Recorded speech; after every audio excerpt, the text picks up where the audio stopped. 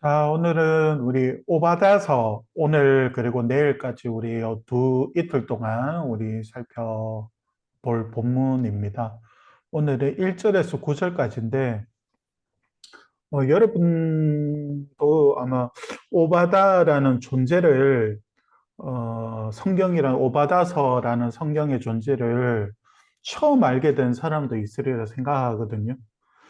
예언서 중에서 가장 짧은 한 장으로 되어져 있고, 그리고 21절 뿐인 성경. 되게 짧은 거죠. 음, 그리고 오바다는 자신에 관한 정보를 본문 안에서도 거의 제공하지 않아요. 어떻게 하나님의 부르심을 받았는지, 자신이 어느 왕, 어느 시대에 사역을 했는지도 명확하게 말하지를 않아요. 정말 그 베일에 쌓여 있는 인물이죠. 단지 오바다는 야곱의 형제였던 에돔 족속에 대한 하나님의 심판의 메시지를 전하고 있다는 것인데, 오바다라는 이름 자체가 여호와의 종 또는 여호와를 섬기는 자, 이런 뜻을 가지고 있는 사람입니다. 앞에서 우리가 큐티했던 엘리야 시대에 이세벨의 박해를 피해서 선지자의 한 100여 명 정도로 50명씩 나눠서 동굴에서 그들을 먹이면서 그들을 돌봐 주었던 인물이 오베다라는 사람이 있는데, 오늘 이름은 같지만 같은 사람은 아니에요. 베일에 쌓여 있는 이 오베다라는 사람이 에돔 족속을 향하여서 예언했던 그 메시지를 우리가 이제 보게 될 거거든요. 에돔이라는 자체가 이스라엘과 오래된 관계를 가지고 있거든요. 그러니까 여러분, 그 이스라엘의 조상하면 아브라함의 하나님, 이삭의 하나님, 야곱의 하나님 이렇게 부르잖아요. 그 야곱의 하나님 할 때 야곱의 형이 바로 에서인데, 그 에서의 후예가 에돔 족속이에요. 그러니까 에돔 족속은 어머니 리브가의 뱃속에서부터 시작되었거든요. 그러니까 쌍둥이였어요. 야곱과 에서가. 그때 하나님은 어떤 말씀을 주시냐면, 한 백성이 다른 백성보다 강하고, 그리고 형이 동생을 섬기게 될 것이라는 말씀을 주어 주는데요. 여러분, 이거 한번 읽어볼게요. 여호와께서 그에게 이르시되 두 국민이 네 태중에 있구나. 두 민족이 네 북중에서부터 나누이리라. 이 족속이 저 족속보다 강해졌고 큰 자가 어린 자를 섬기리라. 이렇게 말씀하셨는데, 이게 바로 에서와 야곱의 이야기거든요. 그러니까 이후로 계속해서 이 뱃속에서부터 경쟁이 시작되었고, 그리고 태어나서도 동생 야곱에게 죽 한 그릇의 장자권을 팔아보기도 했고, 또 야곱의 속임수에 넘어가 가지고 이삭의 축복을 빼앗기기도 했었거든요. 그러나 하나님은 에서에게도 어떤 말씀을 주시냐면, 거주할 땅도 주셨고, 나중에 이스라엘의 야곱의 힘, 그러니까 이스라엘의 야곱의 그 자손들, 그러니까 이스라엘의 힘이 강해지더라도 에돔 이 땅을 차지하지 말라고 하나님께서 명령까지 해주시거든요. 그러니까 이후에 야곱과 극적으로 이렇게 화해했지만, 후손으로 가면서 계속해서 이 에돔 족속과 이스라엘 족속은 계속해서 삐걱삐걱거려요. 그게 지금 이 오바다 시대까지 온 거거든요. 근데 여러분, 이스라엘이 출애굽을 하고 에돔 땅을 한번 지났던 적이 있어요. 지나가야 할 시기가 있었는데, 음, 그때 에돔은 이스라엘이 지나가는 걸 거절해 버려요. 그러니까 형제 국가였지만 적대적으로 대한 거죠. 그 이후로 이스라엘을 대항하는 민족으로서 계속해서 이 에돔이 이름이 등장을 해요. 그런데 여러분, 일단은 우리 단락 한번 봅시다. 여러분들이 오베다는 좀 친근하지 않아서 단락을 한번 봅시다. 일단은 1절부터 4절까지는 오바다의 묵시부터 시작을 해서 에돔에 대한 메시지와 그리고 그의 교만에 대해서 얘기를 하고 있고, 그리고 5절에서 7절까지는 에돔과 함께 했던 동맹국들이 배반을 해요. 그런 내용이고, 그리고 8절에서 9절까지는 하나님의 명확한 이 심판의 메시지가 주어지게 되거든요. 그래서 이런 단락 구분을 중심으로 해서 우리가 한번 살펴보도록 합시다. 먼저 1절은 이렇게 시작되어지죠. 오바다의 묵시라 주 여호와께서 에돔에 대하여 이와 같이 말씀하시니라. 우리가 여호와께로 말미암아 소식을 들었나니 곧 사자가 나라들 가운데 보내심을 받고 이르기를 너희는 일어날지어다. 우리가 일어나서 그와 싸우자 하는 것이니라. 이렇게 시작을 하게 되거든요.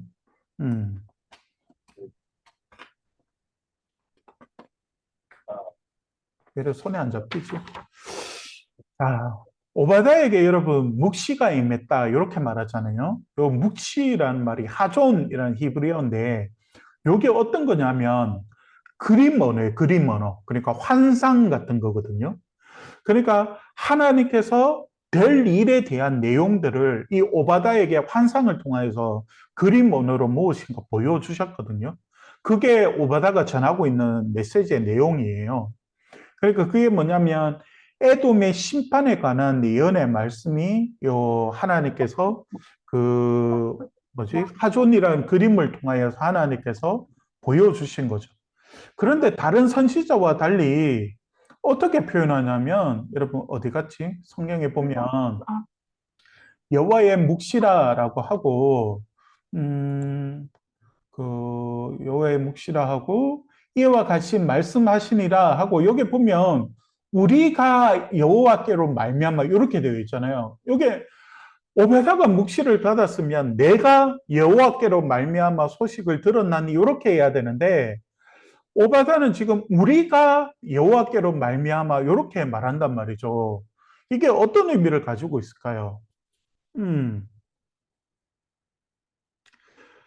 그래서 우리에 대한 두 가지 해석이 있거든요. 그게 뭐냐면 첫 번째는 그 오바다가 환상을 볼 때 이 하나님의 일들을 볼 때 천사들도 같이 봤다는 거라는 게 첫 번째 해석이고 두 번째는 오바다가 묵시가 임했을 때 그때 오바다와 함께하는 예언자의 무리가 있지 않았을까라고 하는데 두 가지 다 선택을 해도 되지만 오늘 그 문맥으로 봐서는 이 사자가 특사라는 의미로서 상징적인 인물로서 여러 나라에 보냄을 받는다라고 말하고 있거든요.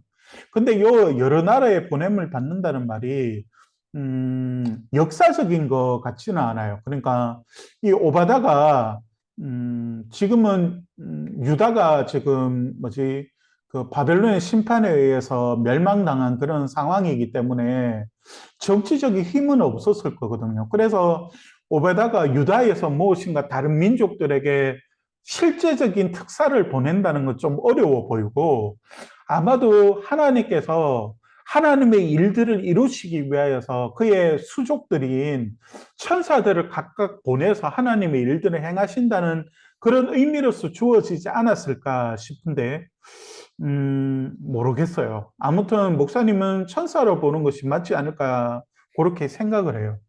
그런데 하나님은 이 천사들을 보내셔서 하시는 일이 뭐냐면 싸우는 자를 섭외하고 있어요. 그러니까 여러분 그 어떤 신학자는 이걸 그요 1절 마지막에 보면 이렇게 되어 있잖아요. 너희는 일어날지어다. 우리가 일어나서 그와 함께 싸우자 하는 것이다. 이렇게 되어 있잖아요. 거기서 너희는 일어날지어다 라고 하는 말씀을 오디션으로 표현을 했더라고요. 그러니까 여러분 요즘 오디션 프로그램 되게 많잖아요. 그러니까 그 오디션 프로그램을 통하여서 꼭 그 인기 있는 그 한 사람을 실력 있는 한 사람을 이렇게 뽑는 것처럼 하나님께서 이 오바다를 통하여서 이 에돔 족속을 심판하는 일에 오디션을 본다는 거죠. 부른다는 거죠. 그래서 그런 의미로서 여러분들이 좀 생각을 하면 될 것 같거든요. 그래서 여러분 2절에 보면 이렇게 돼요. 보라, 내가 너를 나라들 가운데에 매우 작게 하였으므로 네가 크게 멸시를 받느니라 이렇게 하고 있잖아요. 그러니까 하나님의 의지는 확보하세요. 그러니까 우리 성경에 작게 하였다라는 말이 완료 형태로 되어 있거든요. 그러니까 이미 하나님은 에돔을 작게 하였다. 그리고 멸시받는다는 말도 ing형이거든요. 영어로 치자면. ing형이기 때문에 그 확고한 하나님의 그 심판의 의지를 보여주고 있다고 봐야 되죠. 그러니까 3절에 그 이유가 나오거든요. 너의 마음의 교만이 너를 속였도다. 바위 틈에 거주하며, 아이고, 내가 안 넘겼네. 바위 틈에 거주하며 높은 곳에 사는 자여, 네가 마음에 이르기를 누가 능히 나를 땅에 끌어내리겠느냐 하니 이렇게 하고 있잖아요. 그러니까 에돔에 거주하는 지역 자체가 되게 고지대예요. 높은 지형을 가지고 있거든요. 그러니까 주위에 험한 사막 지대이기도 하고, 그러니까 이게 누군가가 다른 민족들이 공격해오기 어려운 천연 요새의 어떤 그 지형을 가지고 있는 곳이 그는 맞는 것 같거든요.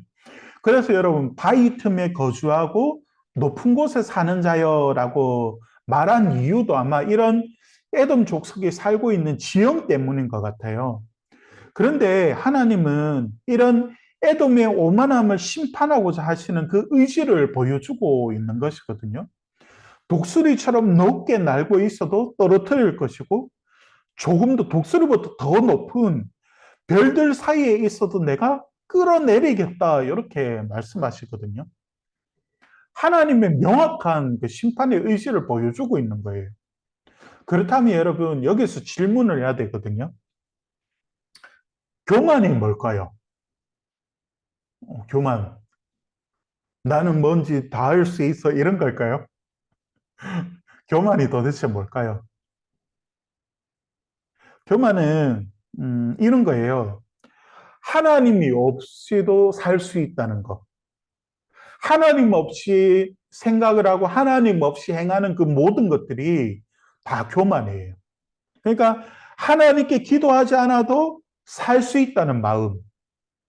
하나님의 은혜 없이도 내 삶이 가능하다는 자신감. 이게 교만이에요. 그러니까 교만은 그냥 안하무인격으로 살아가는 모습은 그냥 교만 자체를 통해서 나타나는 그냥 겉모습일 뿐이고 사람들 앞에서 내가 할 수 없어요라고 조용한 사람도 그의 마음에 교만이 있을 수 있어요.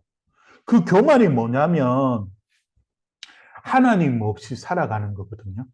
그러니까 에돔은 지금 하나님 없이도 우리 지형 자체가 놓고 산악지대에 있고 그리고 주위에 산들이 있어서 우리는 공격하지 못할 거야. 우리는 안전해. 라고 생각하는 그 자체가 교만일 수 있다는 거죠. 여러분, 우리도 그럴 수 있거든요. 우리가 가지고 있는 그 무엇 때문에 하나님 보실 때 교만할 수 있어요. 왜냐하면 예를 들면 이런 거 있잖아요. 내게 돈이 많아요. 돈이 많아서 그 돈 때문에 내가 하고 싶은 건 언제든지 할 수 있거든요. 그래서 하나님을 바라보지 않고 하나님께 기도하잖아요. 그러면 그게 교만이에요. 내가 되게 명석한 머리를 가지고 있거든요.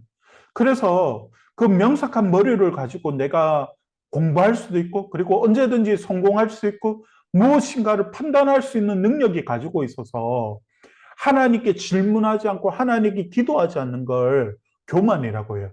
교만의 의미가 좀 이해가 되는지 모르겠어요. 그러니까 하나님 없이 내가 살아가는 의지하는 그 모든 것, 그게 교만이에요. 근데 지금 에돔 족속들은 하나님이 없어요. 하나님을 예배하지 않아요. 그런데 스스로 가지고 있는 능력과 스스로 가지고 있는 것들을 바라보면서 하나님을 찾지 않는 거죠. 오히려 하나님의 백성들인 이스라엘을 괴롭히고 그리고 이스라엘을 공격받는 이스라엘에 대해서 아무것도 하지 않았던 그건 우리 내일 살펴볼 건데 그런 야곱의 교만을 하나님은 책망하고 있는 것이죠. 그러면서 여러분 5절에 보면 그 하나님의 심판 가운데 하나가 뭐냐면 배반을 당하는 거거든요.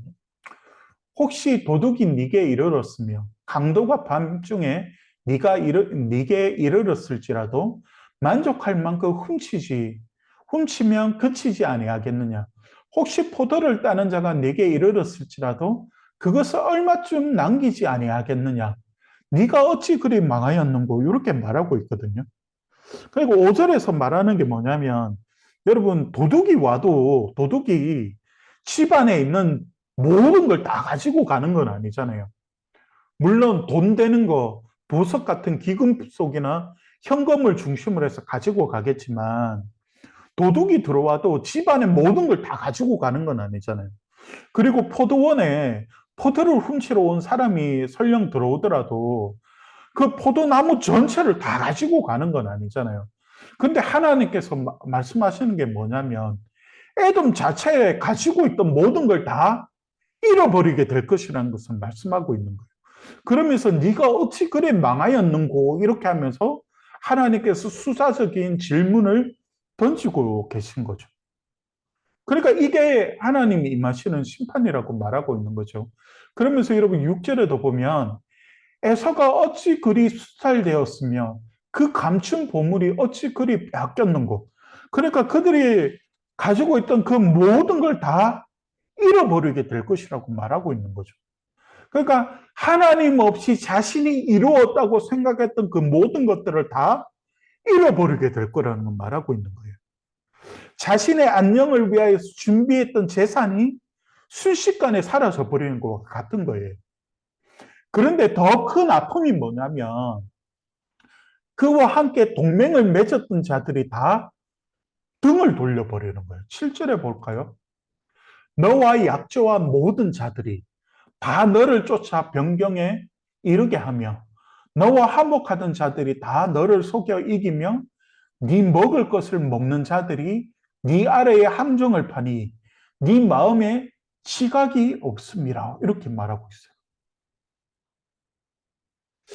그 목사님이 정말 보고 싶었던 예전에 보고 싶었던 영화가 올빼미라는 영화가 있거든요.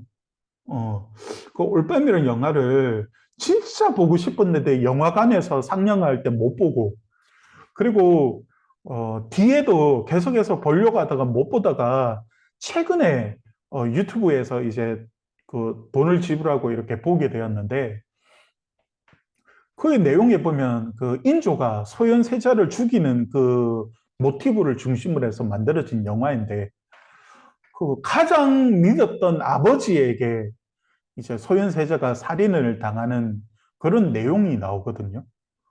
아, 그때 그 마음이 어떠했을까요? 아버지가 나를 죽인다고 생각할 때 어떤 마음이 들었을까요? 목사님도 좀 비슷한 경험이 있거든요. 목사님이 예전에 신학교 다닐 때 같이 공부했던 동생이 있었어요. 그러니까 전도사였던 거죠. 목사님이 그때 당시에도 가정이 형편이 안 좋아가지고 참 힘들었었는데 휴대폰 요금을 한 달, 두 달 미루다가 그 발신이 정지되어도 그 친구의 그 점심은 사줬었거든요. 그런데 어떤 일이, 사건이 일어났을 때, 그 친구는 그 한 번, 두 번 생각하지 않고 그냥 등을 돌려버리더라고요. 그때 진짜 서운하고 섭섭하고 그리고 가슴이 찢어지는 것 같았거든요. 근데 지금 물론 의미는 조금 다르겠지만 에돔도 함께 약조한 그 약조했다는 말이 뭐냐면 서로 동맹을 맺었다는 말이거든요. 그런데 하나님의 심판 앞에서 그 모든 약조한 그 나라들이 민족들이 다 떠나가 버렸다는 거예요. 왜냐하면 하나님의 심판이 너무나도 명확하고 강력했기 때문에 그 민족들도 어쩔 수 없었던 거죠. 이렇게 하나님께서 심판하신 이유가 있었다고요. 그 이유가 뭐냐면 우리 내일 살펴보겠지만 오늘 본문에서 나왔던 첫 번째 이유가 뭐냐면 교만이었어요. 하나님 없이 살아가는 교만. 여러분 우리도 마찬가지거든요. 우리도 하나님 없이 살아가잖아요. 하나님 없이 잘 되잖아요. 하나님 없이 살아가는 그 삶을 통해서 우리가 하나님을 전혀 생각하지 않잖아요. 하나님은 내 삶에 어려움을 주기도 하세요. 그 어려움을 통하여서, 내 삶의 어려움을 통하여서 하나님을 찾게 하시고 하나님께 기도하게 하여 주시고 하나님을 더 사랑하고 하나님을 알아가도록 우리들에게 그렇게 삶을 이끄시기도 하세요. 여러분, 오늘 큐티를 하면서 나는 하나님 없이 지금 살아가고 있지 않는가를 질문했으면 좋겠어요. 내가 공부하고 살아가고 있고, 또 여러분들은 부모님을 통해서 가정 속에서 보호를 받고, 그리고 여러분들이 그 의식주를 해결하면서 살고 있잖아요. 근데 그 속에서 여러분, 하나님을 정말 향하고 있는가를 질문했으면 좋겠어요. 정말 하나님이 나를 먹이시고 입히시고 내 삶을 돌보신다는 믿음의 고백을 하면서 지금 살아가고 있는가를 살펴봤으면 좋겠어요. 진짜 부모님을 통해서 내 삶을 하나님께서 채우시고 계시지만, 근본적으로는 하나님께서 내 부모님을 통해서 주시는 것들이거든요. 근데 여러분, 그 부모님만 바라보고 있고, 그 부모님만 생각하고 있으면, 여러분 삶도 교만으로 향하고 있을 수 있어요. 하나님을 찾아야 돼요. 하나님께서 주셨다는 걸 알아야 돼요. 이게 바로 오늘 본문에서 우리가 큐티하면서 찾아야 될 그런 하나의 명확한 부분인 것 같아요. 그러면서 여러분 8절에 보면 여호와의 말씀이니라 그날에 내가 에돔에서 지혜 있는 자를 멸하며 아무리 지혜 있고 지각이 있어도 멸망을 당해요. 계속해서 읽어볼게요. 에서의 산에서 지각 있는 자를 멸하지 아니하겠느냐. 그러니까 하나님 없이 가지고 있었던 모든 지혜와 지각, 모든 걸 다 하나님께서 쓸모없도록 만들어 버리세요. 여러분, 우리는 사람을 의지하면 안 돼요. 우리는 사람은 사랑해야 될 대상이고, 그리고 섬겨야 될 대상이고, 함께 주의 일을 위하여서 한 걸음 한 걸음 나아가야 대상이지, 의지해야 될 대상은 아니에요.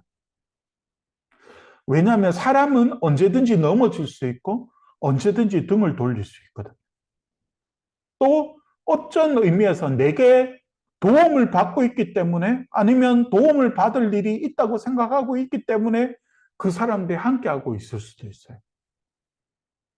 물론 정말 사랑하고 진정한 우정을 통하여서 함께하고 있는 것일 수도 있겠지만 사람은 사랑하고 섬겨야 될 대상이란 것 또한 오늘 말씀을 통해서 여러분이 살펴보면서 진짜 우리가 의지해야 할 분은 하나님 분이세요. 그리고 그 하나님께 내 삶을 맡기고 그 하나님의 내 삶을 이끌어 가심에 대한 그 내용을 기억하면서 여러분 하나님을 늘 의식하면서 교만에 빠지지 않는 그러한 여러분들이 될 수 있기를